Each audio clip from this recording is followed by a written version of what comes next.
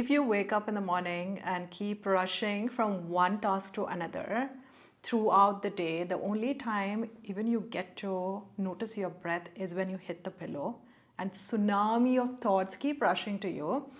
If this is what your days are looking like, this video is for you.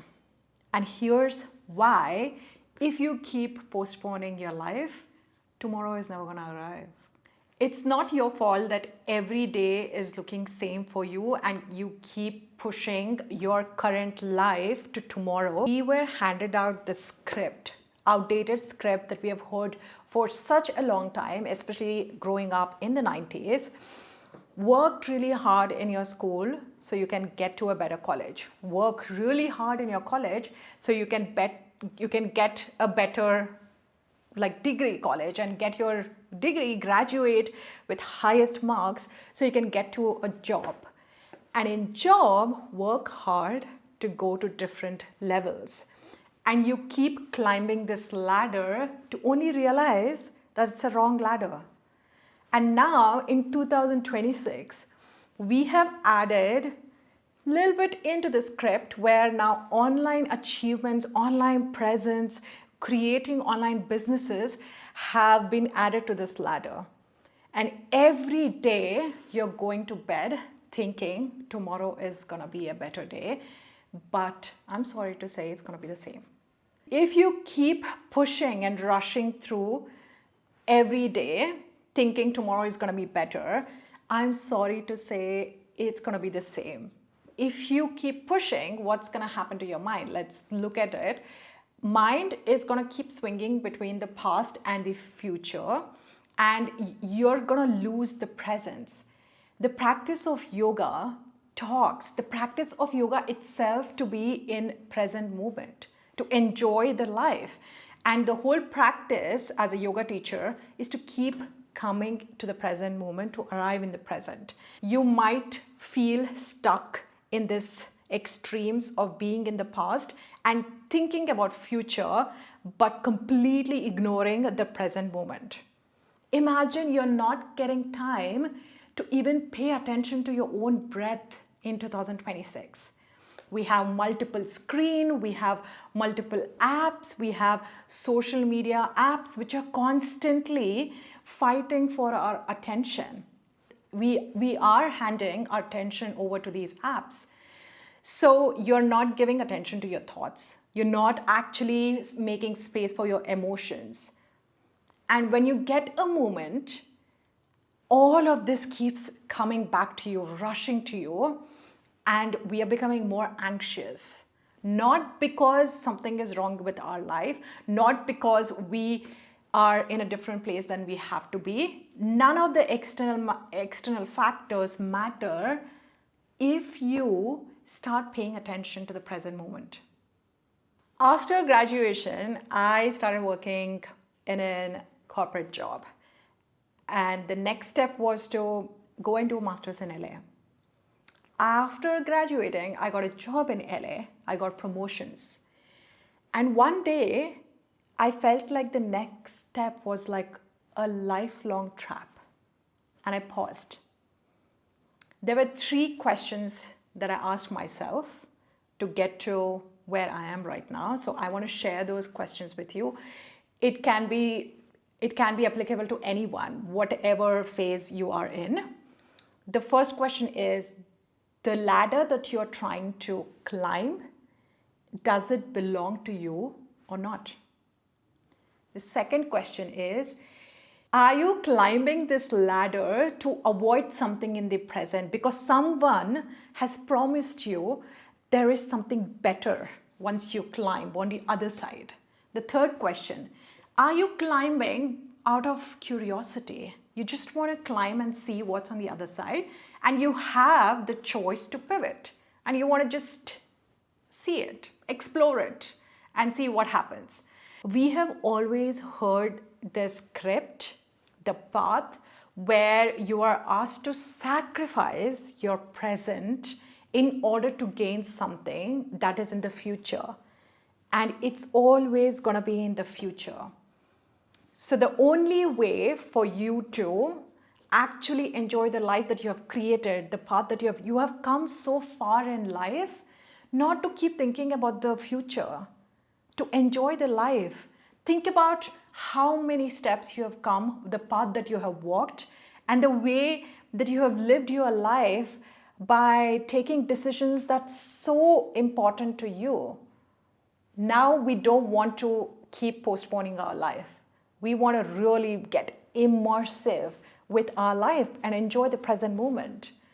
And as we practice yoga, and if you are practicing yoga, you know that the whole practice is to be present, to accept everything around us as it is. If we don't accept, we'll be not able to change anything because we'll keep running away from it. And especially now, because we are not living in the present moment, and also I think post-COVID, a lot of the corporate culture, if you have a job, now it's steeped into our living rooms. I remember when I graduated, we had like work-life balance. We used to work from 9 to 5 or 10 to 6, and then there was no way for me to work even if I wanted to. We used to go have fun. I used to have a lot of fun with my roommates. Weekends were completely off just for us. So there was work and there was life. And there was a strict boundary between these two. And now there is no boundary. I think we have convinced ourselves that technology and online business and being online is convenient for us. It's convenient for our job. But I think it's an illusion. It is erase the boundary. So you're always thinking about the work, the tab is always open in your mind, and you never pay attention to the present moment, to the present things. It could be people around you, it could be the job that you have. You're always living in the future. And one day, you're going to snap out of it and realize all the good things in your life that happened, you never paid attention to. And the utopia that you were promised actually is nothing. There is nothing in the future. Every moment, every present moment is all we have. And as someone who practices yoga, this is the practice that we do in every yoga poses that we do, the meditation, the pranayama, all of these practices are nothing but for you to arrive at the present moment because life exists at this moment. Not in the past, not in the future.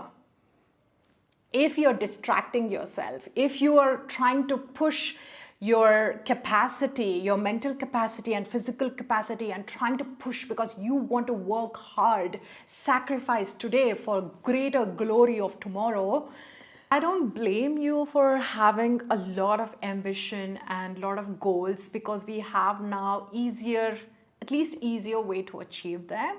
But what I'm saying is every generation had to go through this hurdle where we are expected to do so many things that we forget to embrace our life, and we're always looking at different people and comparing our lives. Before it used to happen with when in the families, cousins were comparing each other's life, or brothers and sisters were comparing each other's life and thinking that, oh, they need to do better, or they don't have this one skill or talent or money or whatever that could be. But now imagine you are witnessing hundreds and thousands of people in front of you, maybe doing better, maybe showing something that you don't have, or they have achieved the goals at a certain age than you are currently at right now. So all of this is making you quite anxious and pushing harder than you're supposed to do.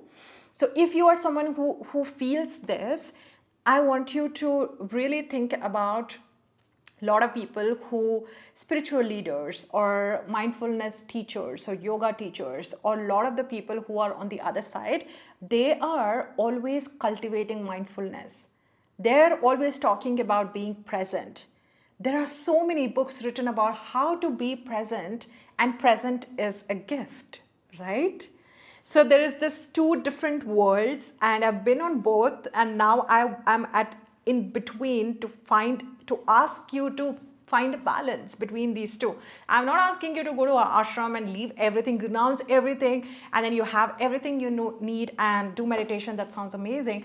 But what I'm asking is, the choices that you're making today should be from you for your own fulfillment and whatever that might look like. And always coming to the present moment and showing gratitude and also being content with where you are right now. You need to, because all we have is this moment right now. And you might be thinking about some problem you have, some hurdle that you have to go through, some goals that you really want to achieve in life. The only way you will be able to do is when your body, mind, and soul are all aligned and you are rested, you feel safe, then only you'll be able to do them in a way that you'll not regret, in a way that your present life is not robbed of you. So think about present moment, and whenever you're swinging between the past and future, it takes 2 minutes for you to come back to the present moment. And that is where life is happening for you. And the more you cultivate this habit of coming back to present and embracing the life you're literally built with love, care, and effort. The life is not at 35, 40, 50, 60. Life is happening now. So stop chasing something in search of something that is not yours to even begin with. Because when I quit my job at 31 and now I'm re-pivoting, I always got like questions about, why am I doing this when I wanted to go to do masters? Why are you doing it at 26? You should be probably settled down by this time. And all those 3 decisions that I took was the best decisions for me, and also the 3 decisions that a lot of people had a lot of questions about. But that's totally fine. For me, that's a sign that I'm doing something really unique to my own path when more people ask questions and they don't understand what you're doing. And I think you should too. Stop looking at answers from outside world, people who you don't know, people who are in a different path than you are. Embrace your life as it is. See where you can savor your life a little bit. I quit teaching yoga a few months back because, again, wrong ladder in some ways, but I started paying attention to present moment and practicing more stillness in my own practice, and I started to savor life so much better, to be in the present, to look around to everything that I have done all these years. And it has given me more and more clarity on how I need to be every day and what am I working towards in the future. So please stop and audit your life. This is a cool trick that I ask this thing to do for my friends and my partner is look at the end of the day, look at your day like you have shot the whole thing, like a video, like a movie about your whole day, and you're sitting and watching it. Would you enjoy the day that you have spent? Do you see yourself being happy throughout the day? Do you feel like he or she is living the best life and you want to cheer on?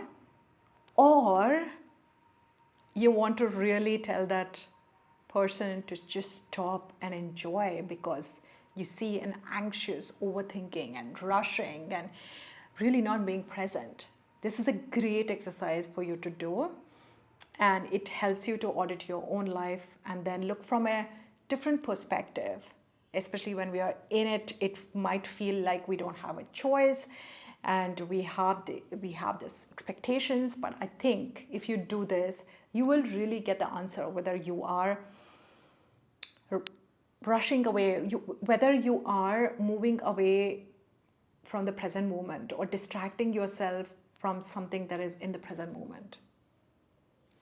I know it's very enticing to push through to wanting to do more, to be productive, to have not one job, but to have side hustling jobs, to monetize your hobbies. The options are endless, and I think that's why we need to develop discernment and see what is just for us and not do what everybody is expecting of us to do or the path that they're following. This has been done in different ways for different generations, and it never works. So here's the thing: if you want to enjoy the life, if you want to savor the life that you have created for the next 7 days, you can make a checklist of the things that you have to do in a day. The priority, probably 2 or 3 tasks in a day, and then log off your screens, log off your work, and see if you can really give rest to your eyes, to your senses, and schedule something fun to do every day. I can't believe I'm telling you guys this, but I think we, again, as social media, online experiences have made us so productive. We are always learning. We are always, there is everything. There is education, there is knowledge, there is information at our fingertips. We don't know when to stop. We don't know when to pause.